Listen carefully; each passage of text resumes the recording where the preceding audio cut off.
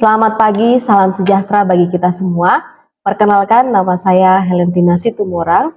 Saya dosen program studi Sarjana Terapan Teknologi Produksi Tanaman Perkebunan Politeknik Pertanian Negeri Payakumbuh.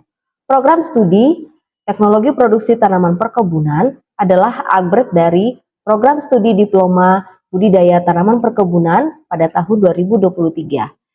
Saya akan menyampaikan pernyataan diri dosen dalam unjuk kerja Tridharma Perguruan Tinggi atau PDD UKTPT bidang pengajaran pada mata kuliah Ekonomi Manajemen Pertanian 2.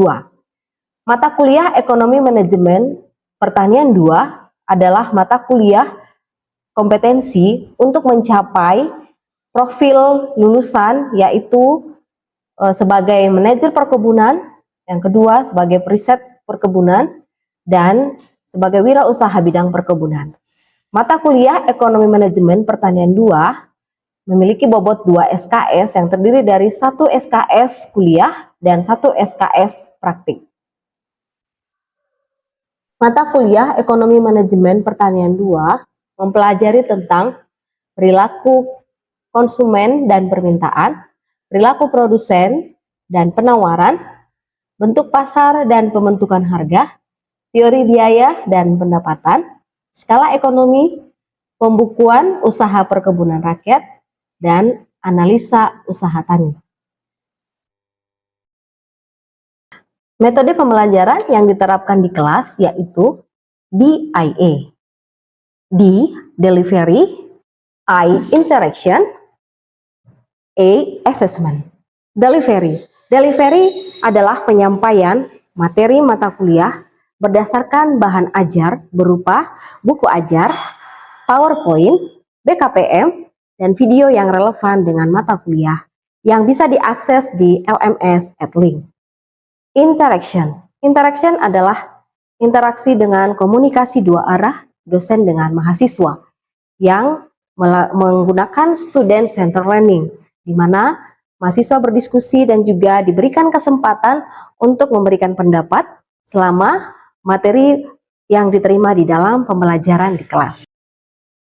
Di luar pembelajaran, mahasiswa dengan dosen bisa melakukan interaksi melalui tatap muka, WhatsApp group, dan akun di @link.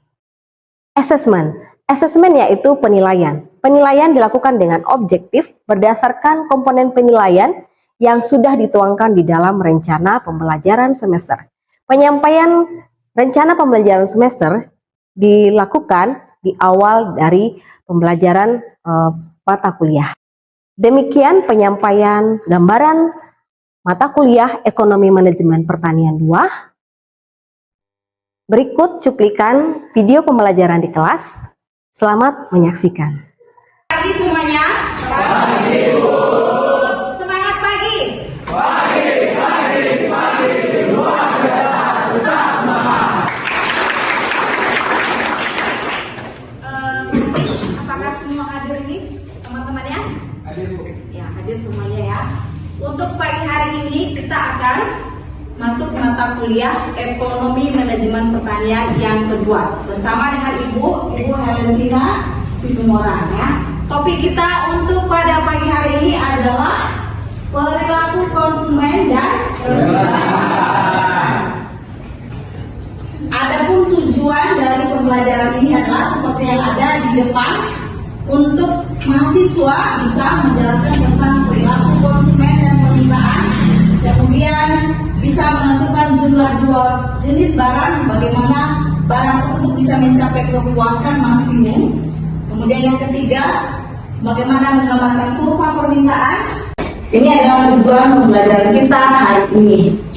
Dan untuk pelajaran ini adalah saudara 1 SKS ya, karena itulah mata kuliah khusus di kuliah. Saudara bisa lihat bagaimana gambar ini perilaku konsumen. Konsumen berarti siapa? Pembeli. Ya. Dengan ada karakter ini, saudara di posisi yang mana nih karakternya? Ada pendiam. Ada apa lagi? Hemat.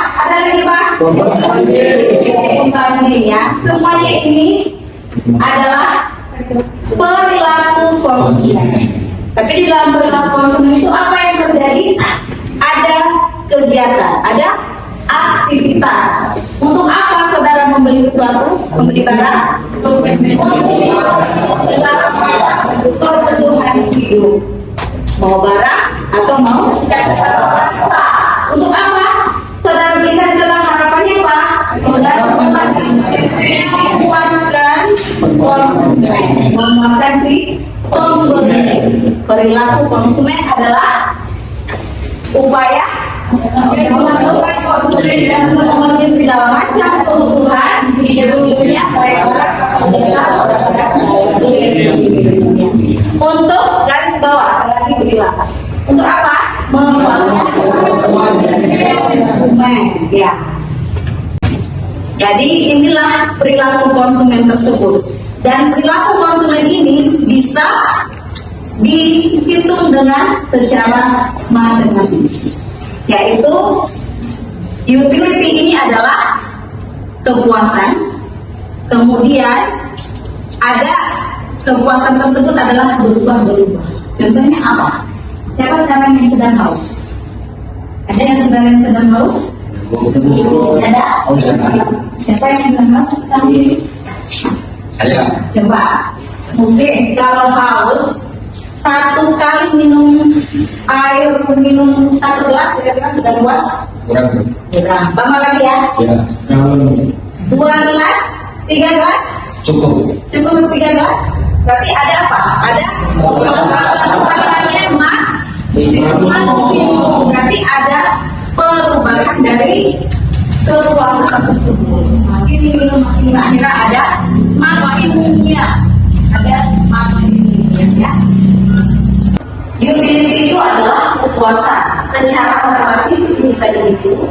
Ketika konsumen mengkonsumsi suatu barang, kita bisa menghitung berapa jumlah barang yang dia akan meminta konsumsi untuk mencapai kepuasan maksimumnya. Yaitu secara matematis ya, UX sama dengan FX ya. Artinya utility simbolnya U atau kepuasan sama dengan fungsi dari X, yaitu berapa nanti persamaan dari utility-nya, di mana untuk menghitung kepuasan maksimum tersebut itu ada syarat pertama. Syarat pertama itu adalah bahwa ketika ada kepuasan konsumen itu pasti ada perubahan-perubahannya ya, yaitu yang disebut dengan marginal utility ya, marginal utility atau disingkat dengan MU.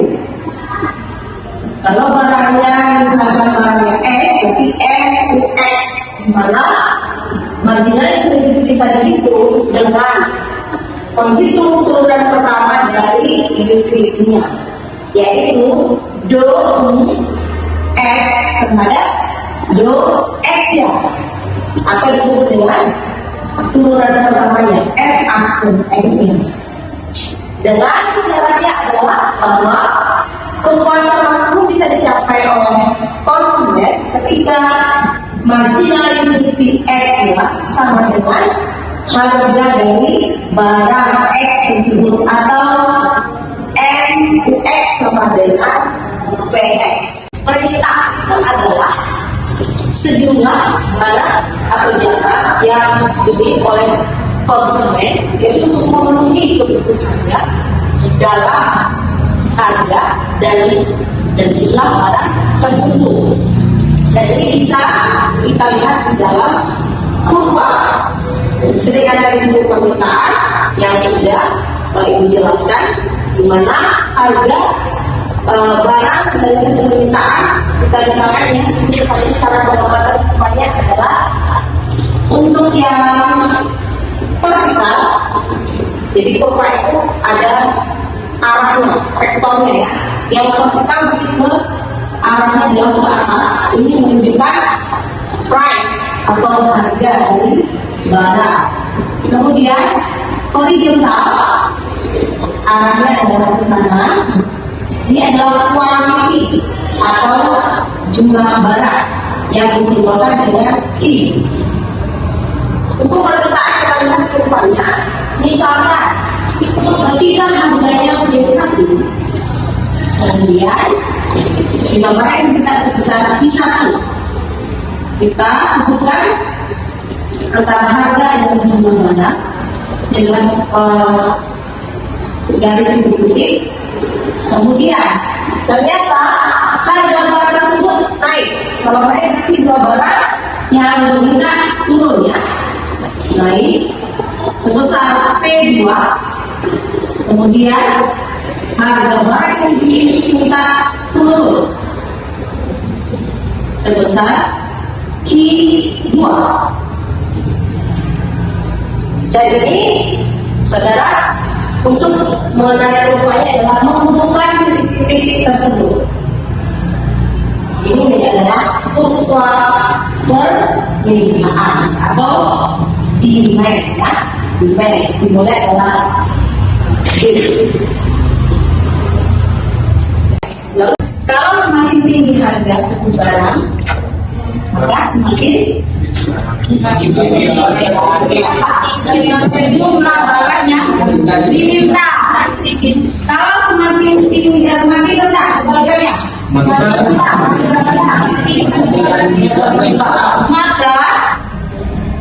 jumlah barang yang diminta semakin tinggi.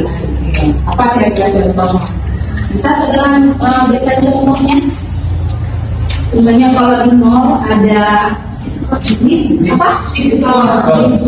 Kalau diskon bagaimana? Pada saat apa biasanya diskon? Hari raya Idul Fitri ada diskon besar-besaran. Apa yang terjadi? Orang akan permintaannya bagaimana? Ya.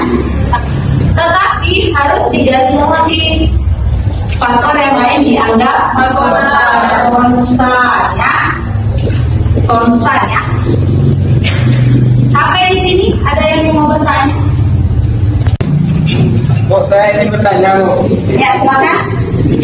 apa hubungan antara perilaku konsumen dengan permintaan? Ya, terima kasih buat pertanyaan dari Vito. Sebelum Ibu menjawab, ada yang bisa memberikan namanya pertanyaan Vito, apa hubungan perilaku konsumen dengan permintaan? Saya bisa jawab. Nah, izin menjawab, Bu. Hubungan perilaku konsumen dengan permintaan yaitu perilaku konsumen untuk memenuhi kebutuhan hidupnya, jelas dia akan meminta barang tersebut agar kebutuhannya terpenuhi. Ya, kita beri applause untuk kita. Sangat sederhana sebenarnya jawabannya ya. Perilaku konsumen tadi adalah dia membutuhkan suatu barang tersebut dengan tujuan memuaskan kepuasan dia, ketika dia mengkonsumsi barang tersebut. Tentunya dia akan melakukan permintaan terhadap sesuatu barang tersebut atau jasa tersebut ya. Terima kasih buat Ira yang sudah memberikan jawabannya ya. Ada pertanyaan lagi? Bertanya, Bu, pada hukum permintaan kan semakin tinggi harga suatu barang maka jumlah barang yang diminta akan semakin sedikit, dan sebaliknya faktor lain dianggap konstan. Bagaimana jika faktor tersebut tidak konstan? Pertanyaan yang bagus dari tadi ya. Buat contohnya ini. Jadi permintaan itu tidak hanya dipengaruhi oleh harga barang sendiri tadi ya, yang dijelaskan sama dia, tetapi ada faktor yang mempengaruhi permintaan juga dari harga barang sendiri. Bisa beberapa tadi yang sudah kita jelaskan tadi, kemudian ada pendapatan konsumen, ada selera konsumen, ada juga kekayaan yang besar, ada juga jumlah penduduk. Jadi Ibu contohkan dalam kurva bagaimana bisa bergeser kurva permintaan. Yaitu contohnya adalah pendapatan. Misalnya pendapatan kelapa sawit, petani kelapa sawit naik karena harga dari kelapa sawitnya naik sangat tinggi. 6.000 per kilo. Karena naiknya harga kelapa sawit tersebut sehingga petani kelapa sawit pendapatannya langsung naik begitu tinggi. Dan akhirnya mereka berpikir, oh saya mau beli mobil. Mobil yang dia gunakan adalah pesawat Avanza senior, tapi dia menggunakan dengan dia mobil Fortuner atau juga Pajero. Akhirnya apa? Dari hal tersebut, dari pendapatan petani yang naik sehingga permintaan terhadap mobil Fortuner akan naik di Indonesia. Jadi ini harganya tetap ya. Di P1 harga dari Fortuner tersebut di P1, kemudian misalkan ini adalah jumlah permintaannya sebesar 1 mobil Fortuner tersebut, tetapi kalau pendapatan petani tadi kelapa sawit yang sangat tinggi sehingga dia membeli mobil Fortuner semua beramai-ramai kami kelapa sawit. Ini apa? Jumlah barang yang diminta untuk mobil Fortuner tersebut naik ya. Jadi ini adalah bergeser ya menjadi Q2 misalnya. Ini adalah permintaan yang pertama yang bergeser ke kanan sehingga kurva permintaan yang menjadi D2. Jadi dari 1 ke Q2 jumlah permintaan dari mobil tersebut naik, tetapi dengan tetap harga yang sama di sana. Jadi hukum permintaan ini tidak berlaku karena ada pengaruh dari pendapatan tersebut. Tadi mengenai perilaku konsumen dan permintaan. Nah, sekarang terakhir dari pertemuan kita, apa kesimpulan dari pembelajaran kita hari ini? Apa yang bisa memberikan kesimpulannya? Ada yang bisa memberikan? Ya, Nabila.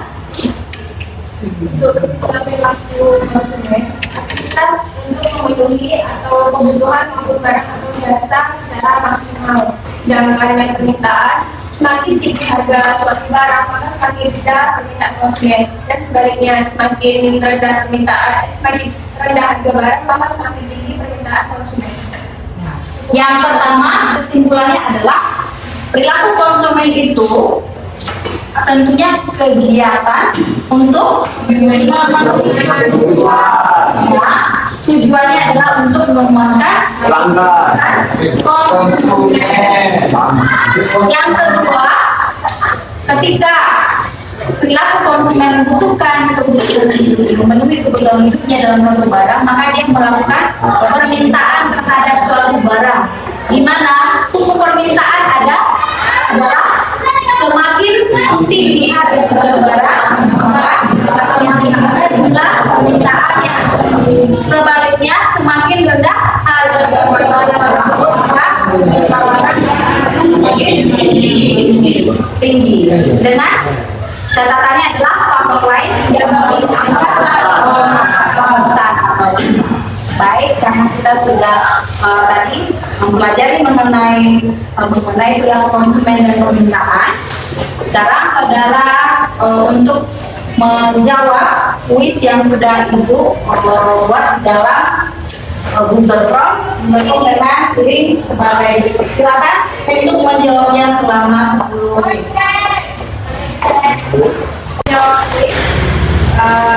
Saudara 80% sudah menjawabnya dengan benar, sehingga pembelajaran kita hari ini sudah tuntas, dan kita akan bertemu untuk selanjutnya dengan materi perilaku produsen dan penjual. Terima kasih atas partisipasi kita semua. Selamat siang.